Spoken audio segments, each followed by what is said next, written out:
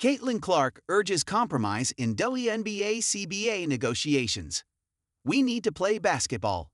Clark called this the biggest moment the WNBA has ever seen. It's not something that can be messed up. Caitlin Clark spoke to reporters Friday at Duke University during USA basketball training camp and made a plea for compromise in the labor battle between the WNBA and the players, which has been raging for months as the two sides try to come to terms on a new collective bargaining agreement. Clark called this the biggest moment the WNBA has ever seen, and added that while the players are going to fight for everything we deserve, they need to play basketball. The WNBA and the Women's National Basketball Players Association recently agreed to a 40-day extension on the current CBA, the second extension since the 2025 season came to a close, which pushed the new expiration date to January 9, 2026. There has been movement in recent weeks. Notably, the WNBA offered a proposal with a significant increase in pay. Base max contract above $1 million, average salary above $50,000, and minimum salary above $225,000, and a form of revenue sharing. However, the league also suggested a possible mid-March starting date for training camp and eliminating housing subsidies for the players. A deal does not appear imminent, and the clock is ticking to ensure the 2026 season starts on time. Already, the offseason has been disrupted. The Golden State Valkyries held their expansion draft on December 6 last year. It's unclear when the Toronto Tempo and Portland Fire will be able to do the same. As negotiations continue, here are Clark's full comments from Friday. This is the biggest moment the WNBA has ever seen. It's not something that can be messed up. We're going to fight for everything we deserve, but at the same time we need to play basketball. That's what our fans crave, and that's what all of you crave as well. You want the product on the floor. At the end of the day, that's how you make the money. That's how you're marketable. That's what the fans get excited about. That's what the fans want to show up for. It's business, and it's a negotiation, and there has to be compromise on both sides. We're starting to get down to the wire of it, and it's become really important. Obviously, I want to help in any way I can, and I've tried to educate myself the best I can.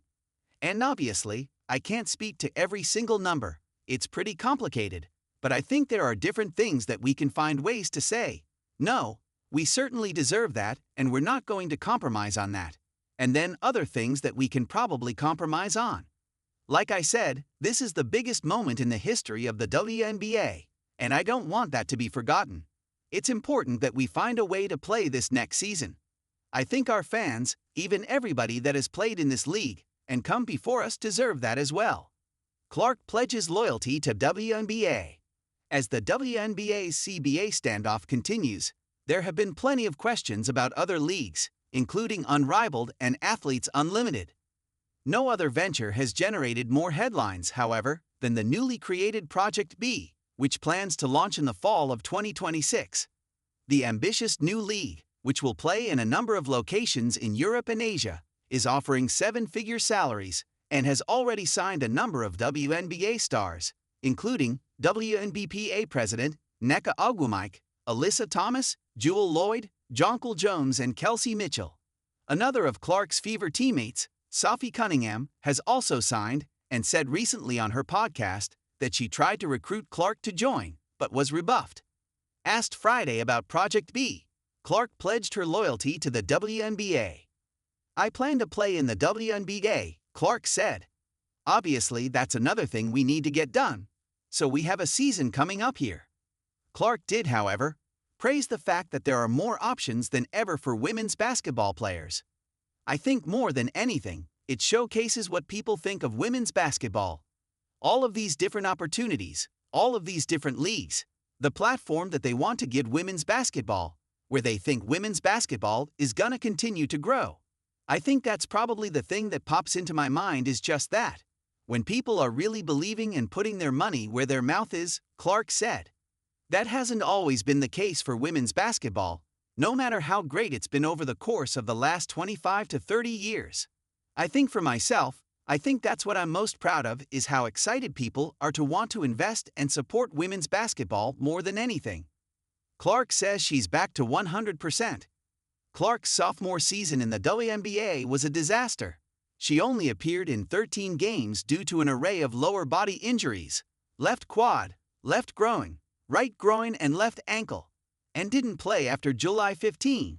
When she was on the floor, she rarely looked like herself and shot 36.7% from the field, including 27.9% from three-point range.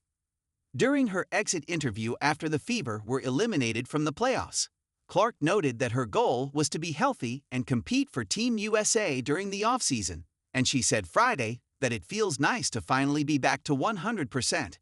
While she admitted that it took probably longer than I expected, she's happy to know her body is in a really good spot.